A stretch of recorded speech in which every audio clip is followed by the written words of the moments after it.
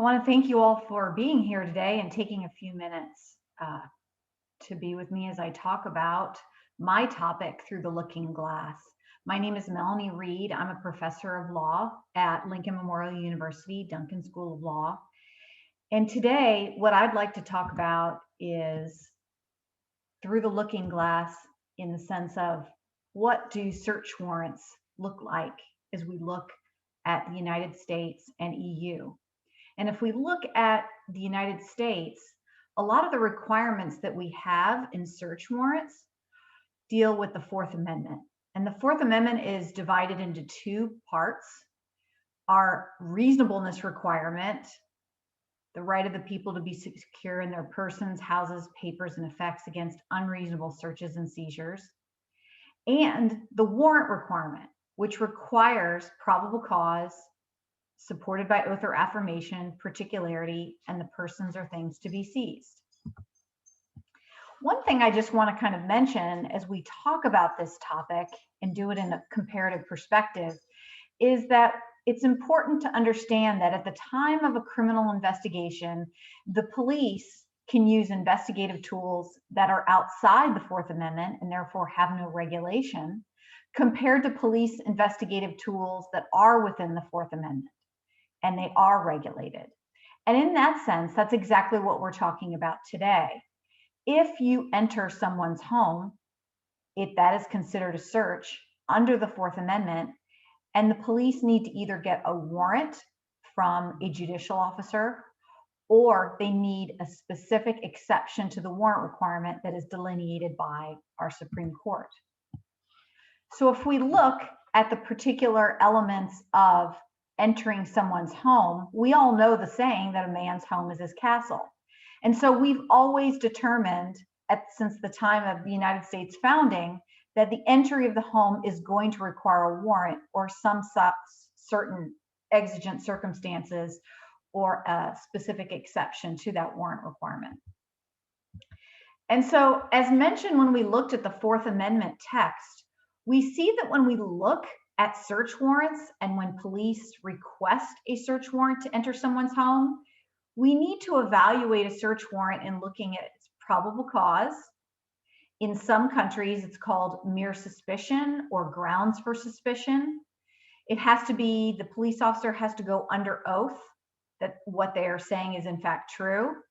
There has to be particularity. They have to describe the place to be searched and the items to be seized in that location.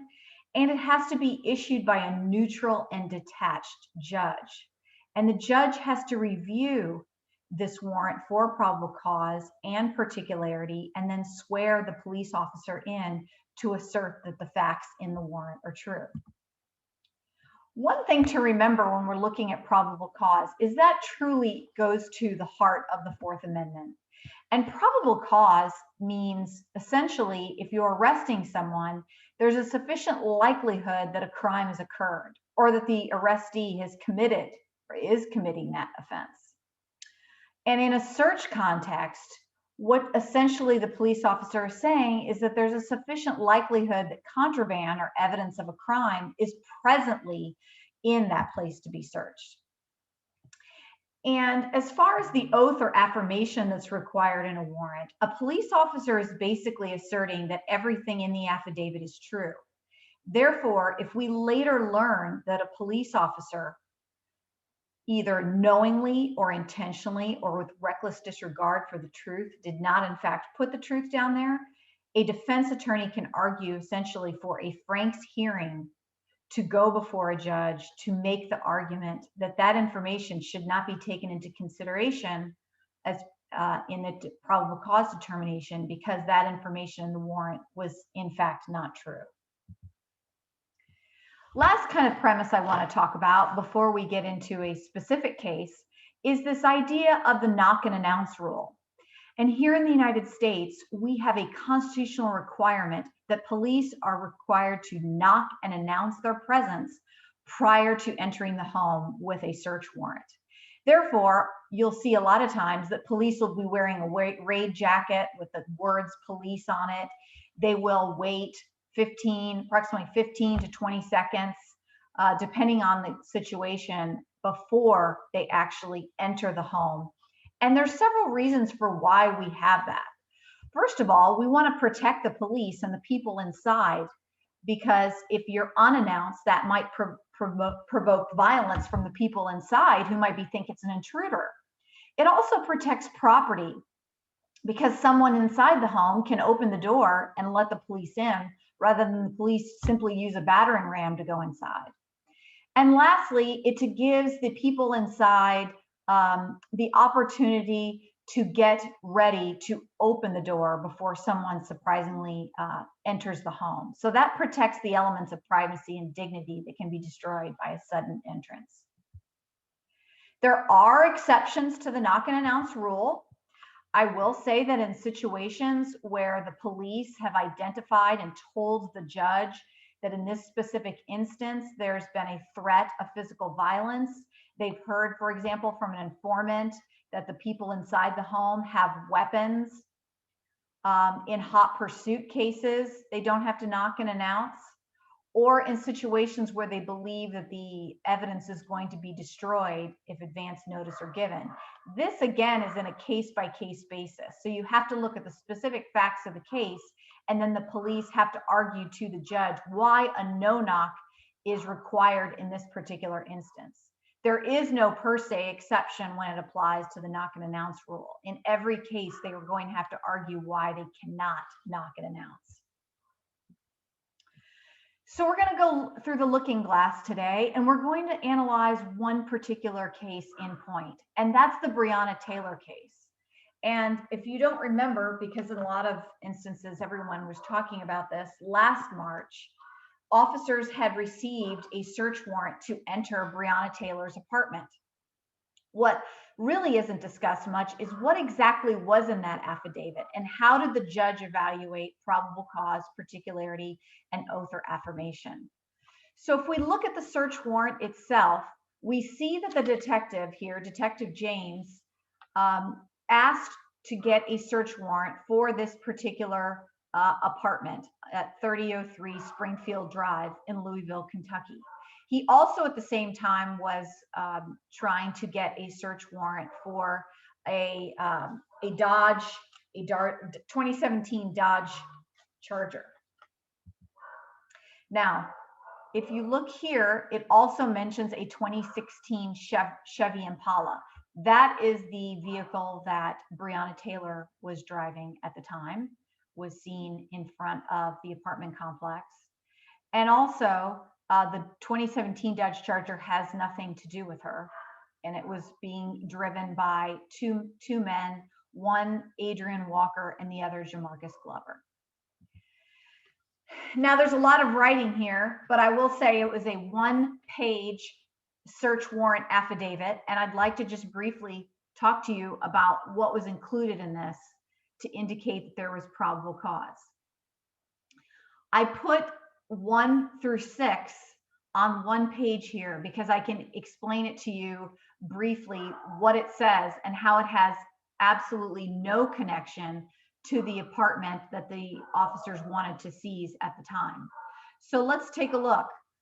Essentially what 1 through 6 state is that there are 2 men that the police suspect of narcotics possession and suspected drug trafficking.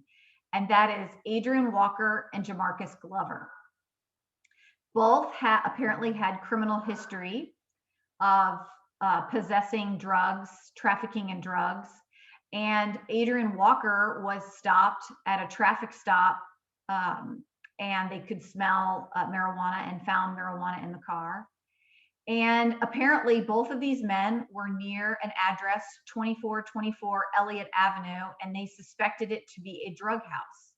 Now, the only information that they give in the warrant itself is that they thought that they were putting something that was a blue cylindrical object under rocks on the property outside. And so based on the fact that they had surveillance cameras and the fact that they would see cars go up to the house, they suspected it to be a drug house. However, at this point, they had no information as far as whether in fact it was a drug house, and they could not verify that that was actually drugs that they were placing under the rocks. I will also point out that 2424 Elliott Avenue is not the property that they want to search in the Breonna Taylor warrant, because that was for 3003 Springfield Drive, which begs the question, what does 1 through 6 have anything to do with Breonna Taylor's apartment on Springfield Drive? Well, we have 3 lines, 7, 8, and 9, explaining what the link is between the Springfield Drive apartment and the previous 1 through 6 comments about Glover and Adrian Walker. And what we see is that the vehicle that Walker and Glover were using, that 2017 Dodge Charger, would make trips from this suspected drug house to the apartment at Springfield Drive. And on one of these occasions, on January 16th, 2020, they found Glover pulling up in front of the Springfield Drive apartment, going inside the apartment at number 4, picking up a package, then walking back outside and getting back into the vehicle and driving to what they say is another suspected drug house. That's it. The only additional information that we find is on number 9, which says that Jamarcus Glover, that they had contacted a U.S. postal inspector that said Jamarcus Glover had been receiving packages at that Springfield Drive apartment. However, what we find out later is that's not the case. That unfortunately, that the detective that wrote this affidavit had asked another detective to then ask another detective to contact the postal inspector. And the postal inspector, in fact, never indicated that Jamarcus Glover had been receiving packages at 3003 Springfield Drive. So that, in fact, we should not take into consideration when looking at probable cause, because that, in fact, is not the case, and a Franks hearing could actually be requested. Lastly, the affidavit says here that through the detective's training and experience, it's not uncommon for drug traffickers to receive mail packages at different locations to avoid detection from law enforcement. He believes through his training and experience that Jamarcus Glover may be keeping narcotics or other proceeds from the sale of narcotics at that Springfield Drive apartment. Lastly, the search warrant itself is requesting a no-knock. And the justification that they have for the no-knock is, well, the nature of these drug traffickers, they have a history of attempting to destroy evidence, have cameras on the location, and they have a history of fleeing from law enforcement. The problem here being that there's no specific facts in this particular case that would indicate that anybody in the apartment would in fact be destroying evidence. And there was no evidence of cameras at the location, and making these general statements that there is a history of fleeing from law enforcement simply isn't enough to argue for a no-knock in this particular instance. What we see is that Breonna Taylor, who lived at this residence, did not have a criminal record. And so the fact that we know that the detective simply knew that it wasn't the case that Glover was receiving packages at Taylor's home, that's a red flag, and that goes against good faith execution of the warrant. And the officers simply didn't do their surveillance homework because they weren't aware that the sister and the goddaughter lived there as well, and that Breonna Taylor had a boyfriend living with her at the time named Kenneth Walker, who had no connection to the Adrian Walker that was discussed in the search warrant. The officers only knew that Breonna Taylor lived there. So they really hadn't done their homework before, in fact, they were trying to go for the search warrant itself. So this is where I'd like to just talk to you for a second about, as we learned what the requirements of a search warrant are and the importance of a neutral and detached magistrate in these situations. Because the magistrate in this case should have looked at that warrant and realized first of all, the lines 1 through 6, they never observed Breonna Taylor in that vehicle that they were talking about that was going to this suspected drug house. They never indicated that she had completed any kind of hand-to-hand drug transaction or she had done any criminal activity. So based on this, how can the officers essentially enter her home? Where is the nexus between this observation and determining evidence of a crime located in her home? Plus, there's a huge staleness issue. When did they observe this vehicle in front of the drug house or in front of her house? Jamarcus Glover apparently went over to her house on January 16th. And now we're talking about 2 months later, they're trying to execute a search warrant. The officers had no idea also what was in the package that Jamarcus Glover had gotten into the home. So we don't know exactly what was in this package that he was seen with. No packages were ever intercepted to find out what was inside. And lastly, as I pointed out, a postal inspector had not verified that Glover had been receiving packages at the Taylor house. So that's found to be false. So there's a huge concern here of some sort of hunch that the officers might have that drug traffickers would receive mail packages at different locations to avoid detection from law enforcement. What does that even mean in this particular case? What specific facts would indicate that in fact there were drug packages at Breonna Taylor's house? And quite frankly, the way the affidavit is laid out, it looks like they used the same information on Glover and Walker on various search warrants, and they just cut and pasted 1 through 6 onto this affidavit to include a search on Breonna Taylor's apartment. So really further investigation and discussion would be necessary. So it was up to a judge to make this decision to say to the police officers at this point that, look, you need to find out more to determine whether Glover in fact is keeping narcotics at this particular location. And you need to know what was inside those packages. Perhaps they could have brought in an informant or an undercover to verify that Glover was leaving narcotics at Taylor's home. Perhaps they could have retrieved a package, gotten a search warrant for the package, placed a tracker inside, and then entered Taylor's home. All of these things could have helped to bolster the probable cause, to get a solid affidavit, to then get a valid search warrant. So we know what happened is based on this faulty search warrant, the officers went to Breonna Taylor's home. They said they knocked and announced after getting a no-knock warrant, and her boyfriend, Kenneth Walker, fearing it was intruders, police shot back and killed Breonna Taylor. So it made me start to think, what would have happened if this same situation and the same search warrant had been evaluated in the EU? And when we look at, for example, France.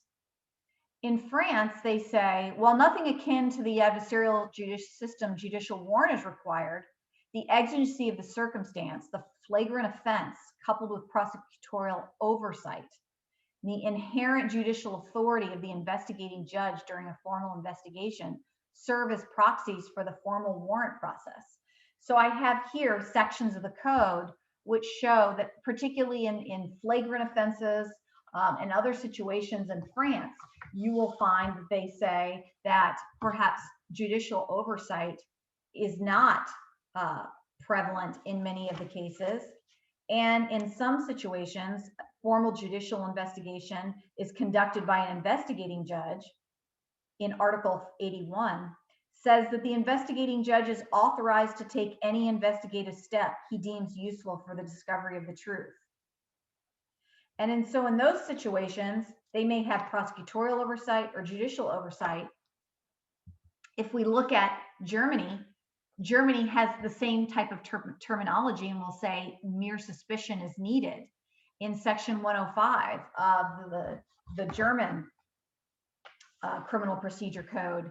They say that searches and seizures may be ordered only by a judge and in exigent circumstances, the public prosecution office. And the standards for permitting searches are relatively easy to satisfy. Officers merely need to demonstrate that searches are conducted for purposes of apprehending suspects, or that circumstances are such that it is presumed that evidence of criminality will be discovered. So it's very similar to the probable cause discussion that we had in the US. If we look at England and Italy, they talk in terms of reasonable grounds that evidence of crime or criminal suspects may be found in a given location. And I'll mention that in Italy, the judge issues a search warrant must include written reasons in the warrant to support its issuance. There's several other types of probable cause that's required in EU countries, such as grounds for suspicion.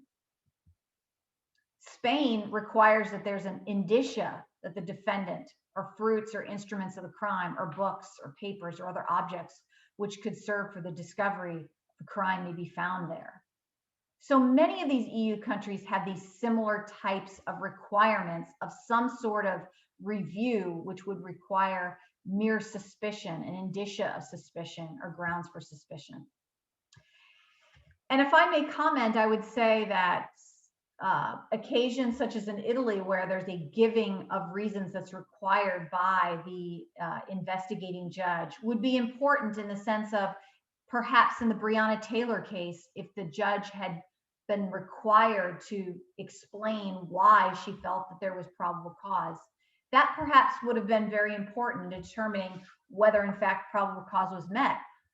However, in reality, what we find is that the judge in Breonna Taylor's particular case, she had a stack of affidavits, 5 in fact, that she reviewed in 12 minutes, only 12 minutes to review 5.